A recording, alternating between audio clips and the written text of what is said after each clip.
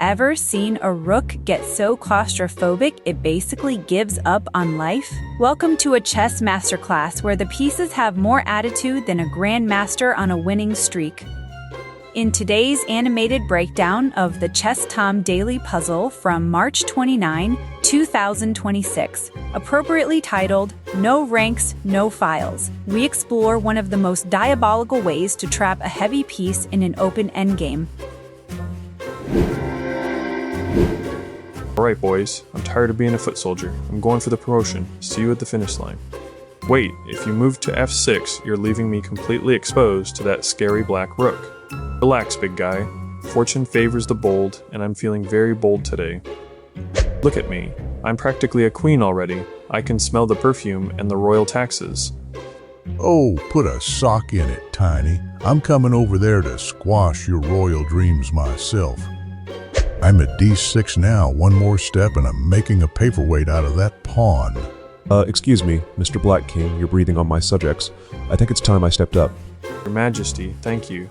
I feel safe now. A king must lead from from slightly further back. I'm moving to f1. There, f1. Now I'm guarding the f2 pawn and staring down that bully on g2. What now, Buckethead? Oh, I'm so intimidated. A king who actually moves? How rare. I think I'll go for a stroll to g4. g4 feels nice. Plenty of room to operate. I've got my eye on everything. Hey, you're still looking at me funny. I'm moving to f3 to give you a piece of my mind. 3. Take that. Now get off my lawn, you oversized birdcage. Fine, you pawns are so touchy. I'll just slide over to h4 and see what's cooking over there. h4. I can see the h6 pawn from here. It looks delicious. Hey, nobody's looking. I'm making a break for it, one square to glory. 7. I'm almost a girl. I mean, a queen. I'm almost a queen. No, stop that peasant. I have to get back to e7 right now. Gotcha. You aren't going anywhere, f7. I am the wall. Pardon me, Your Majesty, but I believe you've forgotten your manners. Allow me to show you the door. Oh, this is going to be good. Go get him, Bishop. Check.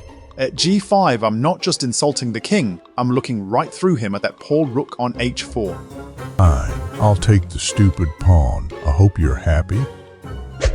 There. The pawn is gone. Are we done yet? Done? Oh, darling, we're just getting to the best part. I believe that rook is mine. bh4. Rook captured. Now who wants to talk about my promotion to lead actor? I hate this game. I'm going back to the box. Welcome everyone to today's masterclass, where we are analyzing a fascinating endgame study titled No Ranks, No Files, published on chess.com on March 29th, 2026. This position is a masterclass in pawn tension and the restriction of heavy pieces, demonstrating how a lone bishop and a well-supported passed pawn can completely paralyze an enemy rook. We begin with a critical decision in a simplified but volatile landscape. White's first priority is to create immediate counterplay before Black's king can consolidate, so we push the pawn to f6. It forces Black's hand by creating a direct path to promotion. Black responds by moving the king to d6, which is a slight inaccuracy as it allows White to seize the initiative with a very specific defensive-offensive maneuver. With the king on d6, Black is eyeing the f-pawn, but we have a tactical nuance to address regarding our own king's safety and the f2 pawn's vulnerability. We play king to f1, a move that looks quiet but is actually quite profound. By stepping to f1, we are challenging the rook on g2 directly. If the rook captures on f2, it loses its mobility and becomes a target.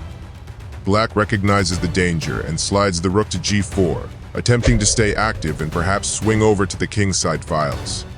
However, this is exactly what we want, as it allows us to further restrict the rook's options. We now solidify our structure by pushing the pawn to f3, which forces the rook to make a decision. Notice how the no ranks, no files theme is starting to emerge, as the rook finds fewer and fewer safe squares to occupy on the fourth rank. Black is forced to keep the pressure on our passed pawn, so the rook moves to h4. This looks threatening as it stares down our h6 pawn, but it's a classic case of walking into a calculated trap. We ignore the threat to h6 and push our passed pawn to f7, placing it just one square away from becoming a queen. This move is brilliant because it essentially says, take what you want, but you cannot stop the promotion. Black's king must scramble back to deal with this immediate threat, moving the king to e7 to blockade the pawn. Now, the coordination of White's pieces shines through. We deliver a crushing blow by moving the bishop to g5 with check. This is the deflection tactic at its finest. We are checking the king while simultaneously uncovering an X-ray attack on that misplaced rook on h4. The endgame sequence is now forced and provides a very satisfying conclusion to our study.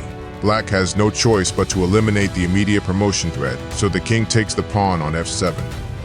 However, by capturing that pawn, the king has moved away from the defense of the h-file, and more importantly, it has stepped right into the line of fire. We conclude the combination by having our bishop take the rook on h4. Look at the board now. White has successfully traded a pawn for a full rook, leaving us with a winning material advantage and a dominant bishop. The title, No Ranks, No Files, perfectly encapsulates the journey of that black rook, which was systematically squeezed out of the game until it had nowhere left to hide. This puzzle teaches us that even in open positions, geometry and piece coordination can create a cage for the opponent's most powerful pieces.